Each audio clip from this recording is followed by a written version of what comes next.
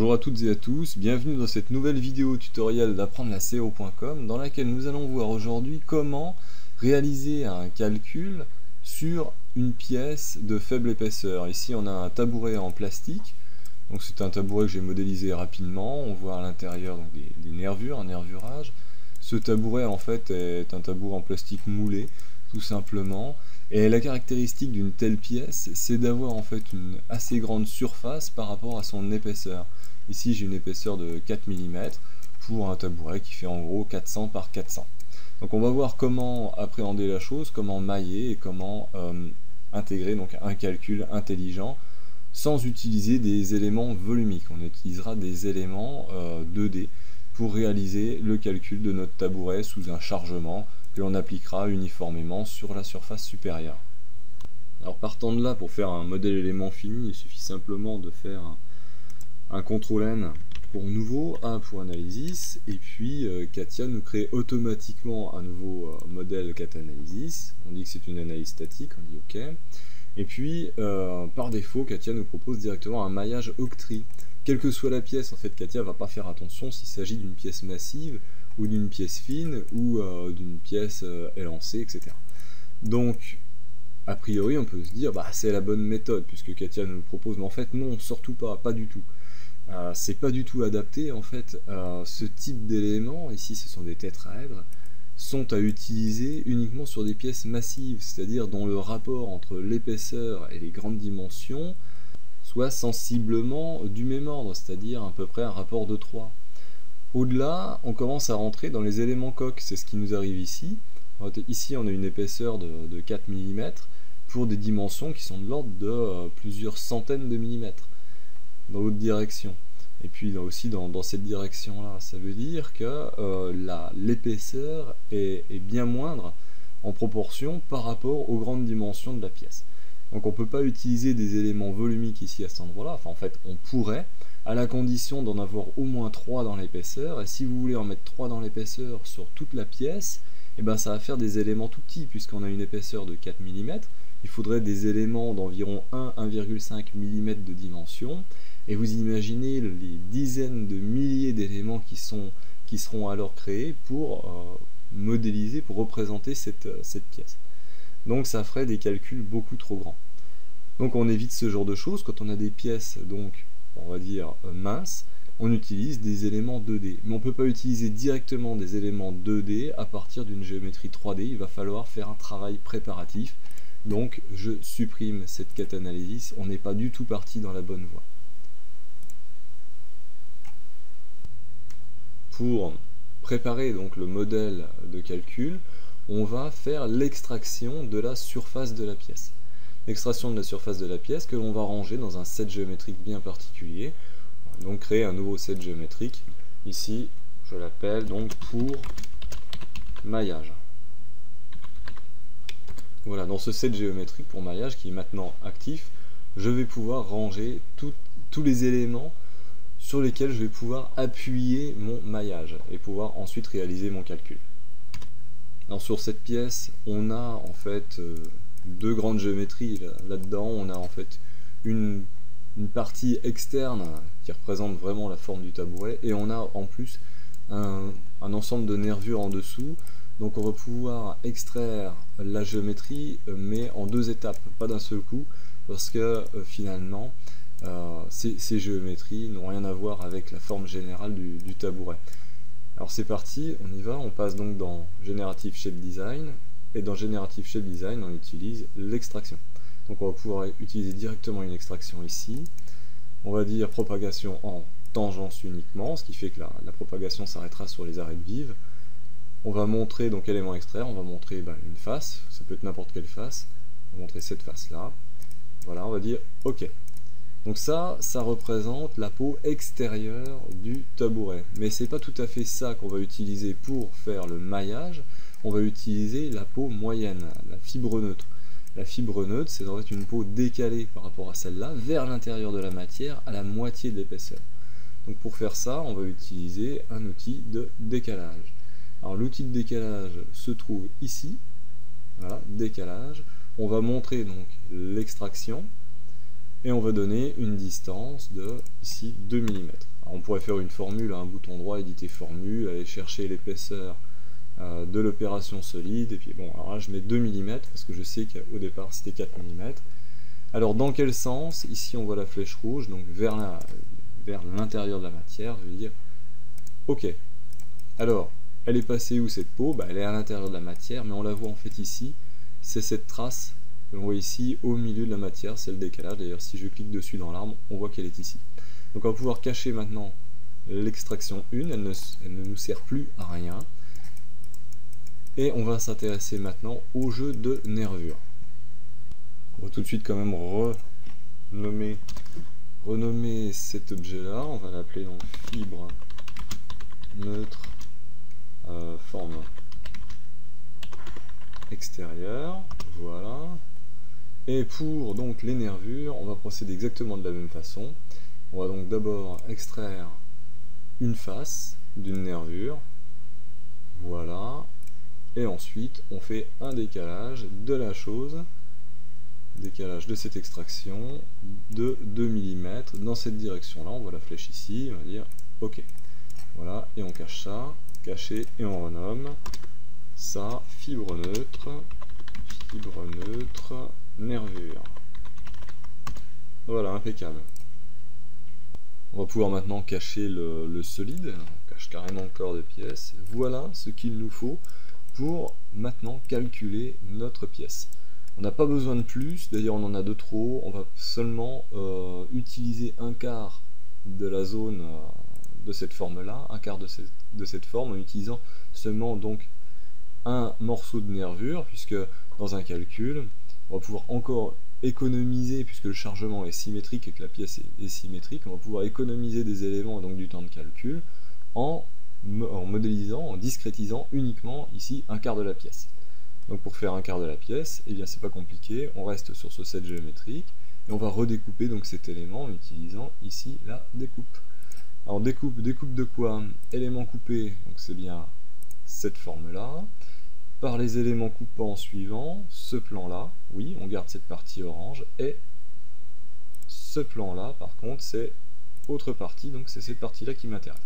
Je dis OK, et voilà exactement ce qu'il nous faut. À un tout petit détail près, le tout petit détail, c'est que lorsqu'on a fait l'extraction ici, eh bien la face du solide n'allait pas jusqu'à l'axe Z ici.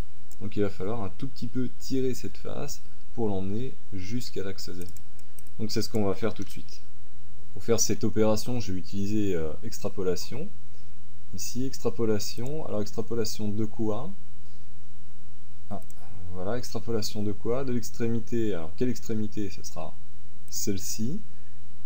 L'élément extrapolé, c'est cette face. Longueur, bon, longueur, beaucoup. Alors, on va dire beaucoup. Je dis OK. Alors, pourquoi beaucoup? Parce que je vais tout simplement la recouper. La recouper tout de suite. Donc, j'utilise l'élément coupe. Enfin, l'outil de coupe. Élément coupé, donc c'est donc l'extrapolation. Élément coupant. Et ben je vais couper par exemple par un des plans qui permet donc, le plan qui passe par là, et ça suffira très bien à couper mon morceau de face. Donc Katia me propose de garder le morceau qui dépasse. Non, c'est l'autre partie que je veux conserver. Je dis OK, voilà, et on voit le petit bout de face rajouté. Alors le petit bout de face, attention, c'est pas un bout de face, enfin ça fait partie en fait de l'ensemble ici des coupes 2. On a une trace ici à cause de l'extrapolation, mais en fait c'est un seul et même élément. Donc on va pouvoir garder maintenant cet élément là et le renommer. On va le renommer tout simplement quart forme extérieure. Voilà. Et l'autre élément c'est nervure. Voilà. Voilà nos deux éléments prêts pour aller dans l'atelier de maillage, et ensuite on va pouvoir faire le calcul. Donc c'est parti. Donc, partant de là, on va pouvoir tout de suite créer notre cat analysis à partir de notre cat part. Donc on va faire un CTRL N pour nouveau, A comme analysis, c'était déjà marqué, j'appuie sur Entrée, voilà, nous voilà au bon endroit. Ça sera une analyse statique, je dis OK. Ici, Katia nous propose, parce qu'il a reconnu en fait le corps de pièce principal dans lequel il y a un solide, un maillage octree, donc je le prends, je le détruis, j'en ai pas besoin. Par contre, ce que je vais faire, c'est mailler mes deux éléments en élément coq, en élément 2D. Pour mailler un élément 2D, je pourrais utiliser donc ici un mailleur triangle octree, mais je ne vais pas utiliser ça. Je vais aller dans l'atelier Advanced Meshing Tool. Advanced Meshing Tool me permet de mailler en surface. Donc il y a deux types de mailleurs là-dedans. Il y a le mailleur avancé, enfin même trois, le mailleur octree, le même que dans l'atelier précédent, et puis le mailleur surfacique. Le mailleur surfacique de base sera très bien pour faire ce que je veux. Donc ici, Katia attend que je sélectionne une géométrie à mailler. Donc je vais utiliser d'abord la géométrie de la nervure. Je vais la mailler, bah tiens, je vais utiliser des éléments... Non, ça se termine en pointe. Je vais utiliser des éléments triangulaires, linéaires. Pourquoi pas, taille du maillage. Bah là, je peux faire fin. Donc je vais prendre des éléments de... Allez, 2 mm. Ça ne me pose pas de problème. Géométrie, je vais dire ajout d'arêtes vives.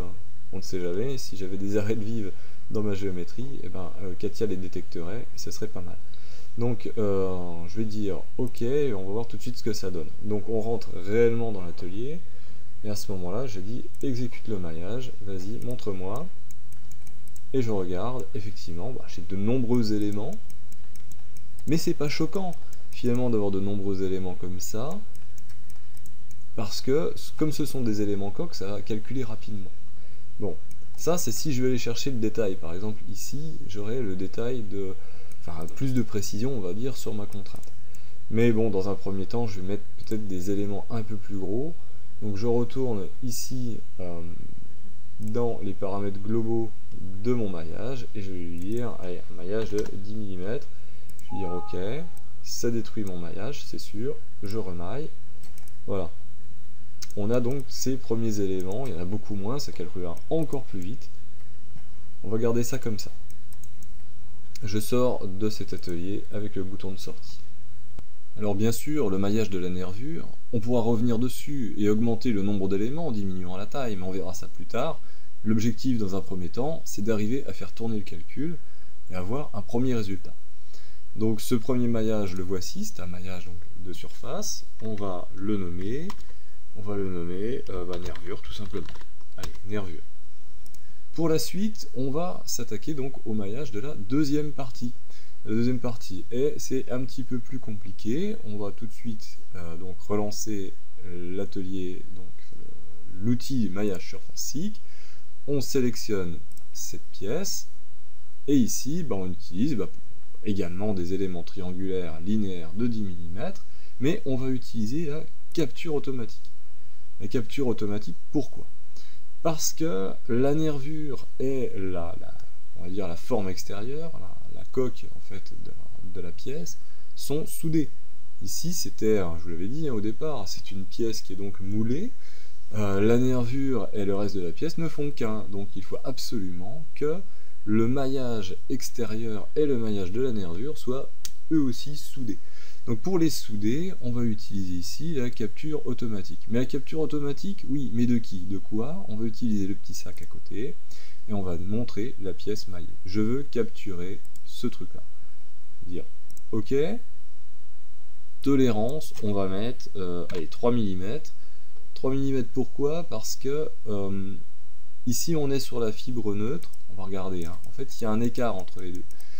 On a un écart, il y a un creux en fait, maintenant, une séparation entre les deux surfaces à mailler, c'est normal parce qu'ici on se trouve sur la fibre neutre, ça c'était au niveau de la peau intérieure, et puis la peau extérieure de notre pièce elle se trouve là, et en fait il y a 2 mm entre les deux, donc si je mets 3 mm, Katia en maillant cette surface ici va pouvoir détecter les nœuds qui se trouvent sur l'autre maillage, enfin du moins j'espère. Donc on va faire OK, et on va demander à Katia de mailler la pièce. Voilà. Et on voit qu'ici, ça s'est pas bien passé parce que Katia n'a pas été foutue de trouver les nœuds qui se trouvent au bord. Donc des fois ça marche, des fois ça marche pas. On va maintenant trouver une autre solution pour être sûr d'attraper les nœuds. Alors, en fait, Katia a quand même réussi à attraper un nœud. En fait, c'est ce nœud ici. Alors Katia n'a pas été capable en fait d'attraper les nœuds qui se trouvent au bord, parce que dans la boîte de dialogue ici, on a dit bien effectivement capture automatique du maillage, puisque on est dans l'onglet maillage, mais ça ne lui suffit pas, il faut aussi lui préciser dans l'onglet géométrique, il faut capturer une courbe. Alors capturer une courbe, on va mettre ici, oui, 3 mm ou 5 mm, on va dire 3. Pardon, on va cliquer ici là, sur le petit sac, on va lui dire, bah, tiens, je veux que tu prennes en compte cette géométrie. On va dire OK. Et là, est-ce que ça va marcher ou pas? Je vais dire OK. Voilà. Voilà ce qui se passe, c'est qu'à partir du moment où je lui ai spécifié qu'il y avait cette géométrie, la géométrie de la nervure à prendre en compte, donc Katia a tracé donc la projection de cette géométrie sur la face que l'on doit mailler, donc ça fait cette trace jaune, et en plus, donc, il a détecté tous les nœuds qui sont sur le maillage de la nervure, et donc tout ça sera pris en compte et ce sera automatiquement soudé. Donc allons-y, générons le maillage et on voit ce que ça donne.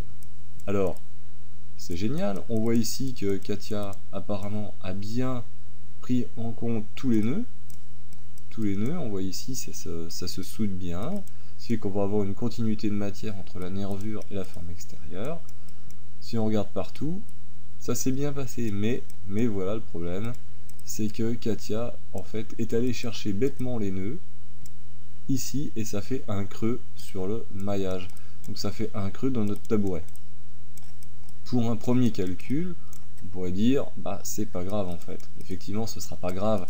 Mais si on veut avoir quelque chose de plus joli, de plus uniforme, à ce moment-là, il faudrait faire une extrapolation de la face de la nervure de 2 mm vers l'extérieur pour que les nœuds soient bien donc tous sur la surface ici, que l'on ne déforme pas le maillage. Mais encore une fois, cette petite déformation ne va pas générer de surcontrainte sur le maillage.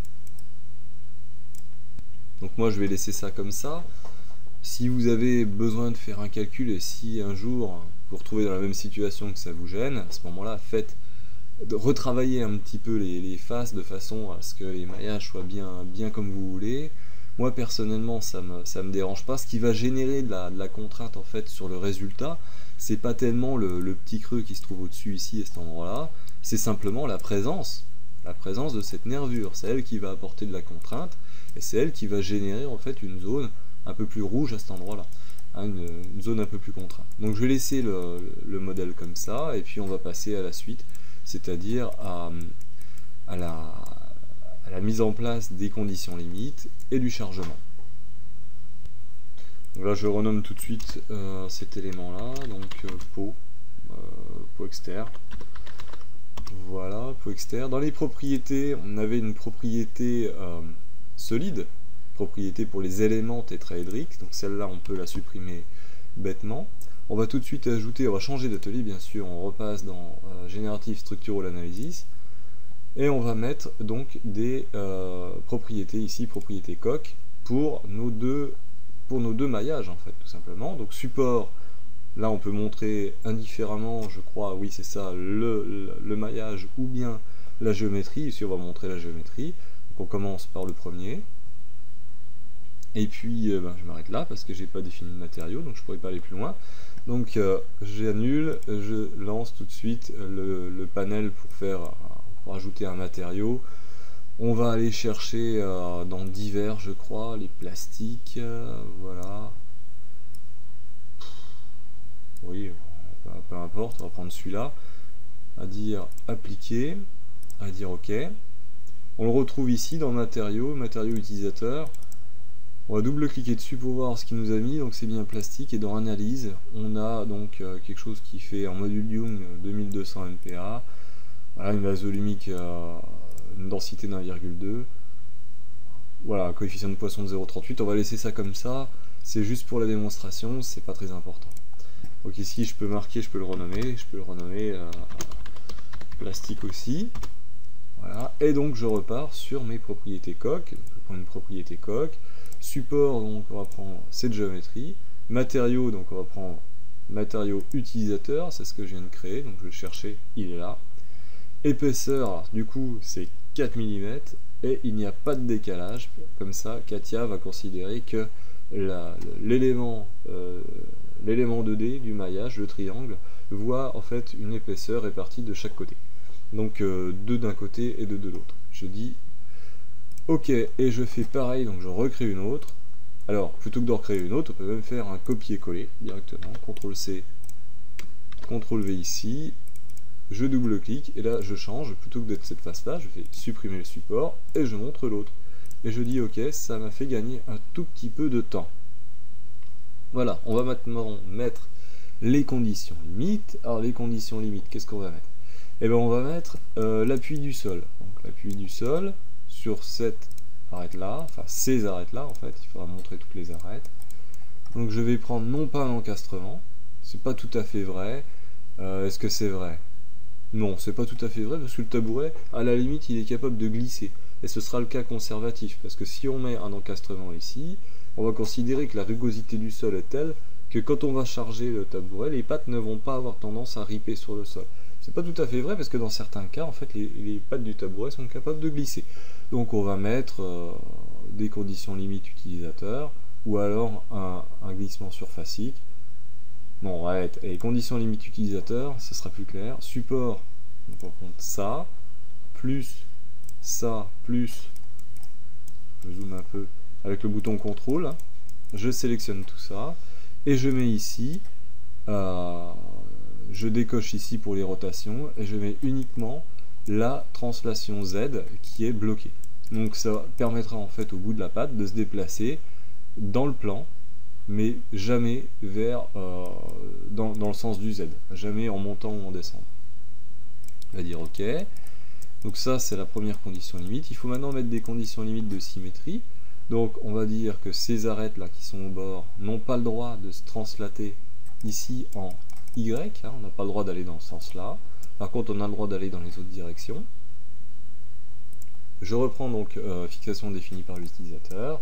Support, on va prendre donc cette arête, plus celle-ci, plus celle-ci. Et on va dire non, c'est pas la direction 3, c'est la direction 2. C'est-à-dire je suis bloqué dans cette direction 2 uniquement. Dire OK. Je vais faire pareil maintenant pour les autres arêtes. Je prends cette arête-là, plus celle-là, et je dis fixation dans la direction 1, j'ai pas le droit de me déplacer dans le sens là.